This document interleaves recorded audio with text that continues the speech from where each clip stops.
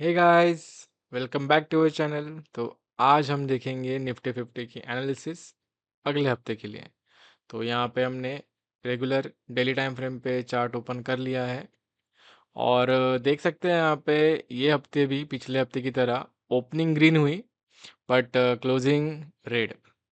तो अगर 1 घंटे के टाइम फ्रेम में जाएंगे कि फ्राइडे को शुरुआत तो बहुत अच्छी हुई, इतना बड़ा मोमेंटम दिया था बट जो रिवर्सल आया उसमें सारे मतलब इसमें पुट वालों को भी प्रॉफिट हुआ, कॉल वालों को भी प्रॉफिट हुआ, बट जो क्लोजिंग हुआ मार्केट का वो रेड हुआ।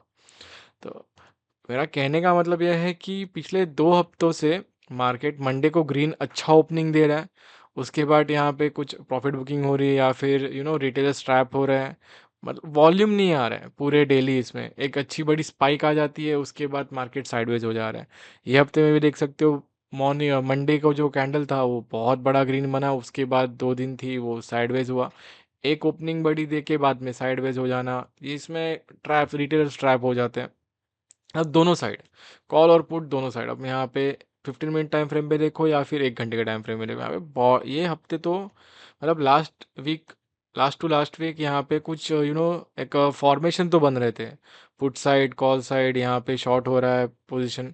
बट ये हफ्ते में सिर्फ साइडवेज जा रहा है। मॉर्निंग एक शुरुआत फर्स्ट हाफ में अच्छा मोमेंटम, बाद में साइडवेज। फर्स्ट हाफ में अच्छा मोमेंटम, बाद में साइडवेज। यहाँ पे देख सकते हो शुरुआत ग्रीन कैंडल के बाद में जो 15 मिनट टाइम फ्रेम में हम 5 मिनट में देखेंगे तो इतनी बड़ी बड़ी कैंडल्स बनने के बाद यहाँ पे फिर से शॉर्ट हुआ।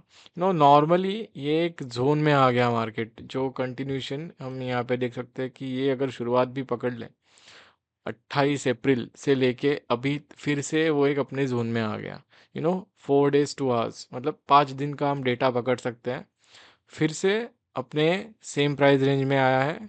तो जिसको हम back in daily time frame अगर देखें तो वीक दिख रहा है यहाँ पे, बियरिश, मतलब कि अपसाइड मूव बहुत वीक है। इवन यहाँ पे ब्रेक ऑफ स्ट्रक्चर थोड़ा और ऊपर है बट मार्केट इसके ऊपर ही नहीं जा रहा। इवेंचुअली बैकडेटेड अगर हम डेटा क्रॉस चेक करें, जो नवंबर में एक सिनेरियो बना था जब मार्केट नीचे आ रहा था नवंबर में, तो ये सेम प्राइस एरिया में मार्केट ने 20 to 18 डेज, अगर let me show you the calculation, 18 to 20 days यहाँ पे सेम प्राइस रेंज में मार्केट ने कंसोलिडेट किया था, उसके बाद फॉल, फिर अप मूव, और फिर बाद में नीचे कंटिन्यूशन। सेम यहाँ पे सिनेरियो वापस क्रिएट हो रहा है। रिटेलर्स को यहाँ पे इनवाइट आ रहा है कि चलो मार्केट बैक टू नॉर्मल हो रहा है, यहाँ पे बाइंग शुरू करो, बट आगे जाके आप देख सकते हो वीक के एंड में उन सब के स्टॉप लॉस हिट हो रहे हैं और लॉसेस हो रहे हैं। सेम यहाँ पे ये हफ्ते में भी। तो नेक्स्ट वीक का जो मेरा मार्केट सेंटीमेंट रहेगा सेम है कि अभी लॉन्ग टर्म इन्वेस्टमेंट तो अभी करो ही मत। अगर आपको कोई अच्छे मूव दिख रहे हैं 15 मिनट टाइम फ्रेम पे, 1 घंटे के टाइम फ्रेम में, तो वहाँ पे प्रॉफिट बुक करके निकल जाओ। होल्ड वो लेवल पे मत करना कि पूरे हफ्ते हम होल्ड, पुट का एक टाइम चांस ले सकते हो।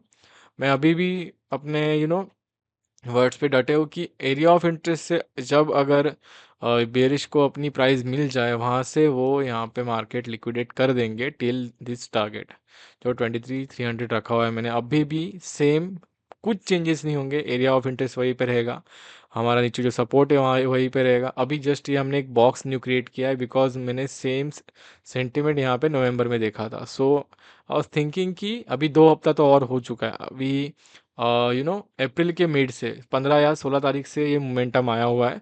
तो एक महीना खींच के मई के हाफ तक सेम सेंटीमेंट हो सकता है, सेम प्राइस रेंज में मार्केट खेल सकता है।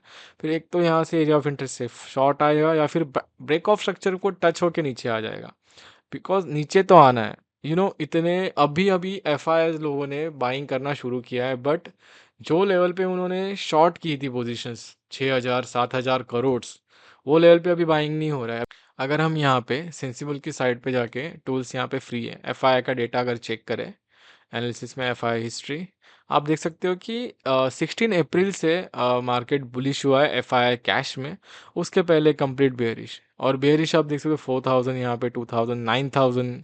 और जो बुलिश मोमेंटम आ रहा है, जो उनकी बाइंग हो रही है, शुरुआत 6,000 से किया बट बाद में 300 400 1,900 1,200 करोड़, इवन 2 करोड़, बट अगर आप कंपेयर करोगे तो ज़मीन आसमान का फ़र्क है। तो उस हिसाब से आप बुलिश मोमेंटम नहीं शो कर सकते मार्केट में।